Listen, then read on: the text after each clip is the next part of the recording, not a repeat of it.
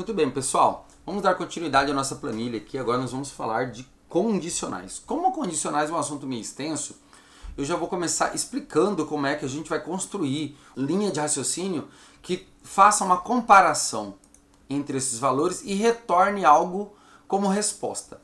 Inicialmente nós vamos trabalhar com uma função que é chamada se. Ela é uma condição que é justamente falar assim, ó, se o dia amanhecer chuvoso, eu fico em casa.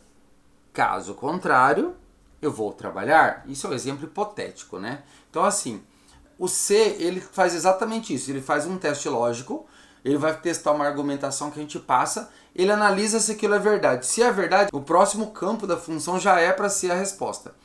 Porém, se for errado, ele ignora o certo e vai para o errado. E dá aquilo como um retorno. Então, você tem que munir o Excel de todas as informações de resposta para todas as possibilidades possíveis. Nesse caso aqui é bem simples. Eu quero analisar somente se o primeiro é maior que o segundo, ou vice-versa, e falar, o primeiro trimestre vendeu mais, ou o segundo vendeu mais. Então, como é que eu construo isso? Do mesmo jeito que a gente fez as funções anteriores, ele vai ter um nome de função, que a gente já sabe que é o C, né? Função. E aí eu vou ter argumentos. Nos argumentos dos demais, era sempre por intervalo, né? Por exemplo, AX, né? 2 pontos, que significa até, sei lá, AY. Né? Então eu tinha um ponto de início e fim, simplesmente de clicar, segurar e arrastar. Com o C é diferente. Então o C, ele faz eu fazer uma análise lógica, né? Por exemplo, vamos analisar a situação de eu vou trabalhar hoje, né? E a situação do trabalhar funciona da seguinte maneira. Se o dia amanhecer chuvoso, eu não vou trabalhar. Caso contrário, ou seja, o dia esteja ensolarado, eu vou trabalhar. Esse é um exemplo totalmente escrachado, né? Mas é uma forma de mostrar para vocês que a gente está sempre amarrado em condições. Né? Depois que o C entra na vida da gente, eu costumo dizer que nunca mais ele sai. Né? Então, olha só. C é o nome da condição. Eu vou abrir um parênteses. Aí a primeira coisa que vem, pessoal, é um teste lógico. Né? Nesse teste lógico vai ter alguns argumentos. O ponto e vírgula, por exemplo, eu vou trabalhar com operadores, né? Então, olha só. Esse ponto e vírgula, nós já vimos numa outra situação que significa E. Então, ele, na verdade, aqui dentro da função, ele não é um E, não é isto ou é aquilo. Na verdade, é assim. Este bloco, ponto e vírgula, encerra esse bloco, vamos para o próximo. Próximo bloco, finalizou, ponto e vírgula, vai para o próximo bloco. E assim sucessivamente. Então, caso o teste lógico retorne uma informação que seja verdadeira, ele já vai saltar aqui, ó, deste ponto e vírgula, acabou esse bloco, ele já vai entrar neste segundo bloco. E neste segundo bloco ele já vai fazer o retorno, caso seja verdadeiro. Né? Deixa eu abrir um pouquinho mais aqui.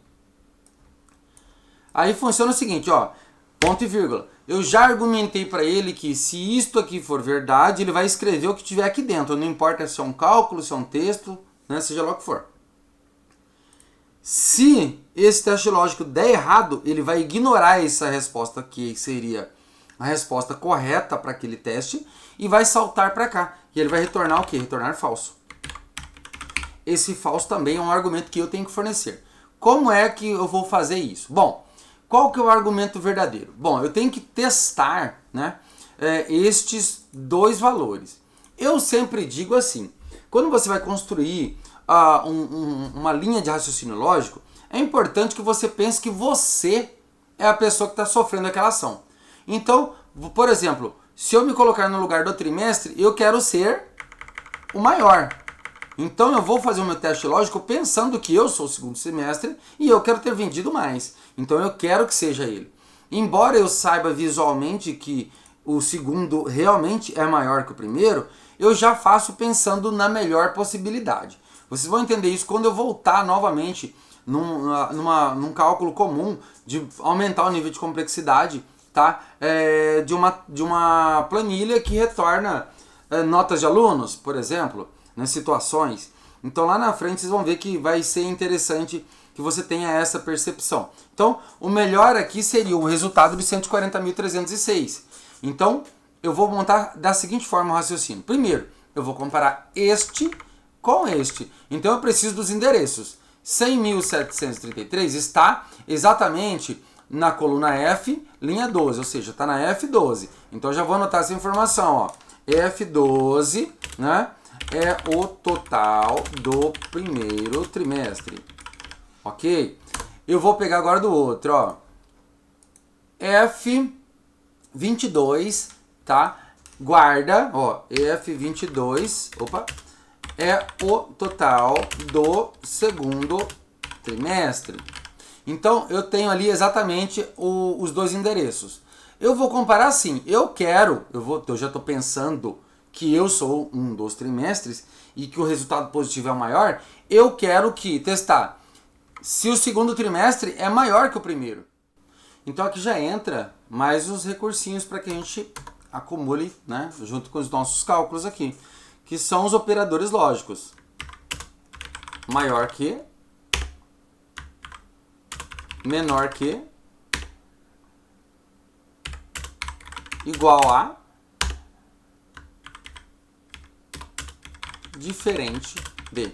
A forma com que a gente vai utilizar isso aqui depende do raciocínio lógico que você estrutura.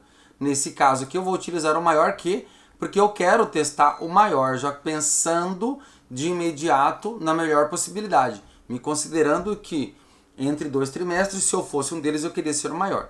Então, olha só, eu vou agora fazer a função toda aqui, vou utilizar esse escopo da função, utilizando essas informações. Deixa eu maximizar aqui o bloco de notas, né? E vamos lá. Então, olha só, eu vou fazer a função aqui embaixo. Então, eu vou puxar a função C, eu vou colocar ela no bloco de notas, mas você pode fazer direto no Excel, né? O teste lógico vai ser F22 maior que F12, porque eu já estou me colocando no lugar do segundo trimestre. Eu quero testar que o segundo é maior que o primeiro e já escrever lá que o segundo trimestre é o maior, né? Inclusive, deixa eu ver esse texto aqui, ó. Isso, tá certinho. Então vamos lá. Olha só, fiz o teste lógico. F22 é maior que F12? Se isso é uma verdade, que a gente já sabe que é 140 é maior do que 100, eu já vim aqui e escrevo, ó, o segundo trimestre é maior. Exemplo, né? O segundo trimestre é maior ou vendeu mais. E ponto e vírgula para fechar o bloco. Porém, quando eu vou escrever textos, imprimir textos em células, que é o nosso caso agora, eu preciso colocar isto entre aspas duplas. Então eu coloco uma aspa dupla antes e no fim da frase que eu quero imprimir.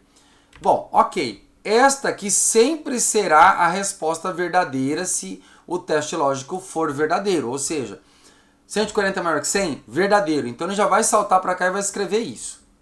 Porém, eu tenho que instruir o Excel para um caso e para outro. Neste caso, eu tenho que instruir para o bem e para o mal, para o maior e para o menor, para o ligado, para o desligado, para o aberto, para o fechado.